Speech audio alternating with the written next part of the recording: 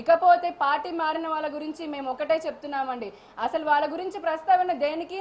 వారు ఇప్పుడు ఈ రోజున చంద్రబాబు గారి గురించి మాట్లాడడమో తెలుగుదేశం పార్టీ గురించి మాట్లాడడమో మేము స్పందించడం కంటే ఈ 5 ఏళ్ళు మెంబర్ ఆఫ్ పార్లమెంట్ లాగా ఉన్న వ్యక్తి కానివ్వండి, లేదంటే పార్టీ మారొచ్చిన ఎమ్మెల్యే కానివ్వండి, వారు నిన్నటి వరకు ఏం ప్రచారం చేశారండి? 200 రూపాయలున్న పెన్షన్ ని 2000 చేసిన చంద్రబాబు నాయుడు గారు అని చెప్పని ఇదే వాళ్ళ నియోజకవర్గ ప్రజల ముందుకు వెళ్ళారా లేదా? ఇప్పుడు రేపొద్దున వెళ్ళి 2000 మీరు నెల నెలా తీసుకున్న పెన్షన్ అబద్ధము, చంద్రబాబు గారు ఇవ్వలేరు, మీకు మోసం చేశారని చెప్తారా వాళ్ళు? లేకపోతే కనుక రైతులకు చేసింది చెప్తారా? అన్న క్యాంటీన్ల గురించి నిన్నటి వరకు నేను చెప్పిన మాట ఈ రోజున తప్పు చెప్పానని చెప్తారా?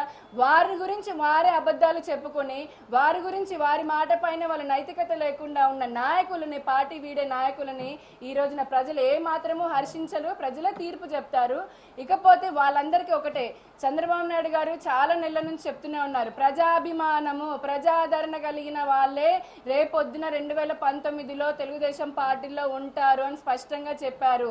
వాళ్ళకి ప్రజాదరణ లేదు కాబట్టి వాళ్ళకు సీటు రాదనో వచ్చినా ఓడిపోతారని ఇంక ఇతరత్ర భయాలతో ఈ రోజున వెళ్ళిన వాళ్ళ గురించి మా అభివృద్ధి, ఎందుకంటే ఎలక్షన్లు దగ్గరలో రాబోతున్నాయి, మేము చేసిన అభివృద్ధి ఏ రాష్ట్రము చేయనంత అభివృద్ధి చేసుకున్నాము, వాటిలకే ఎక్కువ సమయం వెచ్చిస్తాం కాబట్టి ఇలాంటి వాళ్ళని ఒక చిన్న స్టేట్మెంట్ తోటి ప్రజలే వాళ్ళకి తీర్పు చెప్తారు అలాంటి మోసగాళ్ళకి అని చెప్పి ఇక్కడితో ముగిస్తూ ఉన్నాము.